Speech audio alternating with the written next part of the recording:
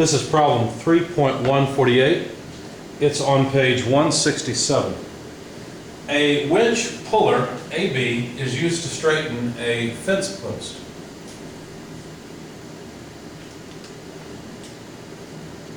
And knowing that the tension in cable BC is 1040 newtons and the length D is 1.9 meters, determine the moment about D of the force exerted by the cable at C by resolving that force into horizontal vertical components applied either at, first part of the problem, point C, and part B at point E. So in other words, we're going to apply the same force in the same direction at two different points along the cable and see how that changes the moment. So let's have a look at what's going on. There's a stump over on the side which is just not going to move essentially. And the winch is attached at point, is it called A?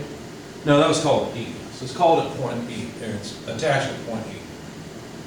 And I just put my coordinate system origin there. This pin's not working. Let's try another one. That's a little better. So Y, X, and then the winch is actually connected from A to B, but I just represented that as a line with a little handle off to the side for cranking. You can look at the figure in the book if you want more detail. But then that goes up to point C, which is the top of the fence post. The fence post then connects to the ground at the same level as E at a point called D. Now in the figure, they show that the horizontal distance between D and C is 0.2 meters, and they use D for the distance between E and D, but I'm not going to bother because they then said D is 1.9 meters, so let's just put that on. And then the height of the fence post above the ground, not the length of the fence post itself, is 0.875 meters. Now this is the cable that's doing the pulling. As I said, this is the winch, so we're pulling this way, and the tension in that cable is 1040 newtons. Now of course the tension you could consider to be here, or you can consider it to be here, wherever you like. It's all the same thing. Okay? That's the tension in the cable. Of course, we're talking about the tension pulling point C. So you should get the same moment, right? Because the tension in the cable is the same. So it shouldn't matter whether you analyze it with that tension force at C or at E. So we're actually going to do both and see what happens. We'd like to find that red pin that seems to be working, so let me just work with it. We'd like to find the moment about point D. Due to A, the vector R is R from D to C. In other words, I'm going to calculate the moment assuming the force is right at C. That's part A. And see what moment I get. And then for part B, I'll assume that the vector for the cross product is RDE. So I've always got to have a vector from the point where I want the moment to the point where the force is applied. What if the force is applied here versus there? Would it make any difference? Let's find out. Now I'm going to start off by writing down the tension as a vector. If I have a positive XY coordinate system this way, then the tension has negative components in both cases. So I'm going to write the magnitude, 1040 newtons, and then the directionality. So if we consider this, let's see, how far do we have to go if we're at A? How far do we have to go in the X direction? Well, let's see. Did I do this right? Excuse me. Let's see. Oh, I'm drawing the vector, of course. Let's write the vector so it's clear. So the vector I'm talking about from D to C is this vector first. R from D to C. There we go. That makes more sense. Now I think I have a problem in my, I do have a problem in my solution. We'll see what happens. To get from D to C, that's a positive 2. I've written it as a negative 2. I don't know why I did that. So that's 0.2I. So we've got to move from here to here. And that's in the positive X direction. And then to get from D to C, we also have to move up plus 0.875J meters. Now, that's the vector R, but I want the tension. Oh, well, I'm confusing R with the tension. That's what's wrong. Let me try again. course. All right, so let's just write down RDC to start. Should just go off my notes. So R from D to C is 0.2I plus 0.875J. I hope that's not in my way. And these are, of course, meters. So there's the vector from D to C. We might as well go ahead and write down the vector from D to E as well, but I'll put it down here. It's a very different vector. It's a, you know, from D to E looks like this. So that's R from D to E. Has its head over here at E, and that's just negative what? 1.9I meters. That looks like a very different vector. Well, let's see what happens. So this tension, I think I might have a serious problem in my numbers here. The tension, what I need is this line of action, right? I need that direction. So to go from here to here, let's say, I'd have to move in the x direction, negative 0.2 plus 1.9, so that's negative 2.1 meters.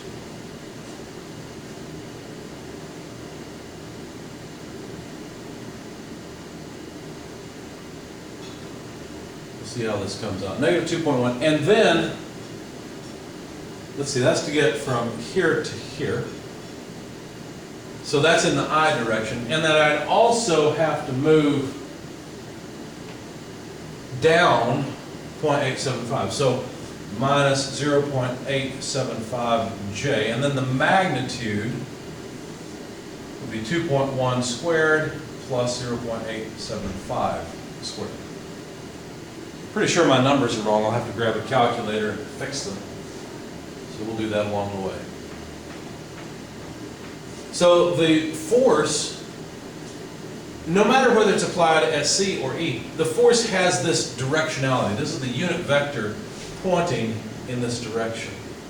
Let me make sure I got it right from C. Yeah, 2.1 and down 0.875. Yeah, that makes sense. So let me grab a calculator and I'll correct my work. For whatever reason, oh no, I did do it right. I'm misreading my notes. I was thinking that I read, or that I used 0.2, but I didn't. I used 2.1. Okay, so we can use the numbers. All right, this is okay. So the tension then, if you figure all this out, take the denominator, figure out what that is, 1040 times negative 2.1 over this, you'll get negative 960 in the I direction. If you take 1040 times negative 0.875 over this denominator, whatever it was, I don't remember what the number was. I probably just put it all on my calculator. We get 400J. And of course, this is the force vector in newtons that points in that direction from C towards A. Well, since I've got the vector, the force vector, and the position vector, the moment about point D would be equal to R from D to C crossed with T. Now we could use a matrix, the determinant of a matrix, to figure this out, or we can just cross multiply. It's pretty simple. So RDC, so what we need to do is take 0.2I plus 0.875J, and it looks like multiplication. It's not really, but it looks like that. And let me move that to the next line so we can actually see it. So that's, what did I say, 0.2I plus 0.875J.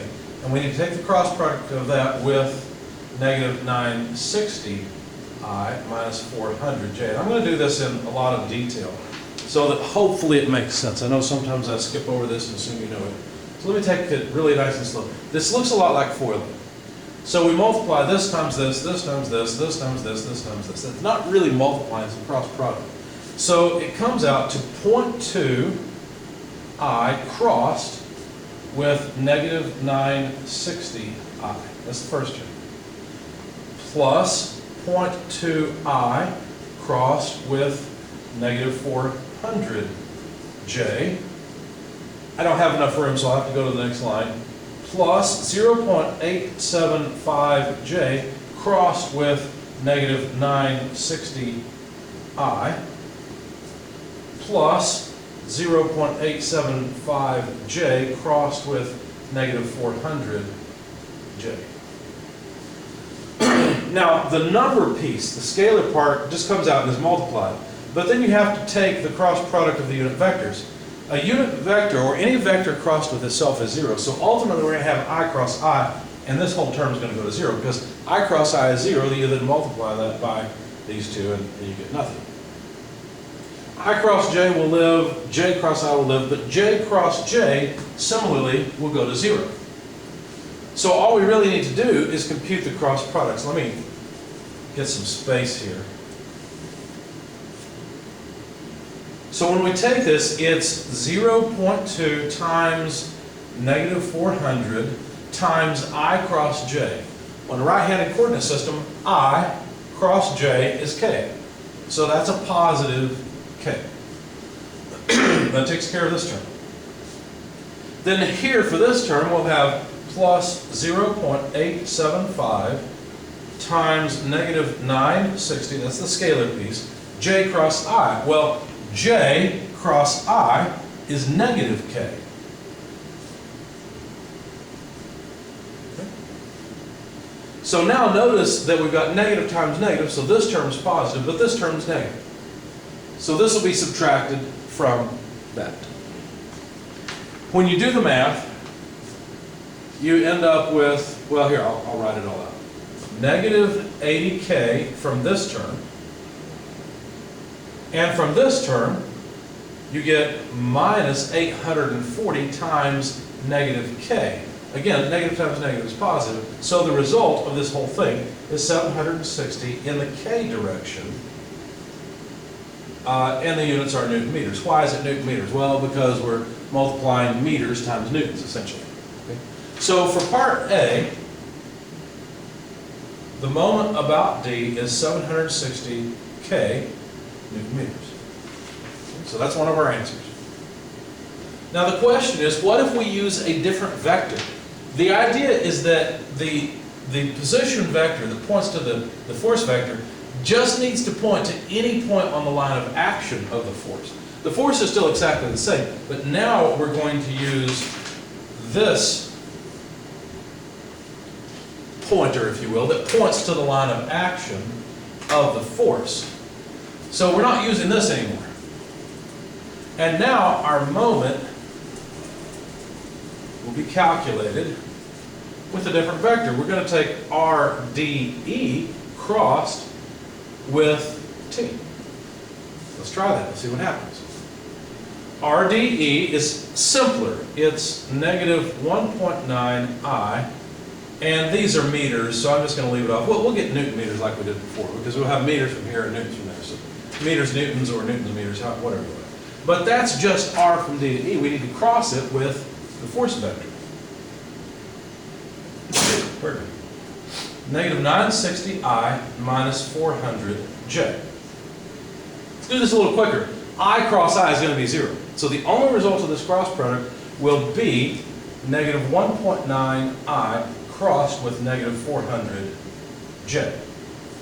All right, let's figure out the cross product. Well, I guess let's pull out the numbers first. Negative 1.9 multiplied by negative 400, and then I cross J. Well, I cross J is K. So this is just a fancy way of writing K. If you multiply negative 1.9 by negative 400, guess what you get? You get 760K Newton meters. Exactly what we got before. That's the moment about D, because it doesn't matter if your vector points, or what vector along the line of action of force your vector points to. As long as you start at the same point, you'll get the same moment. So choose whichever vector is easy to use.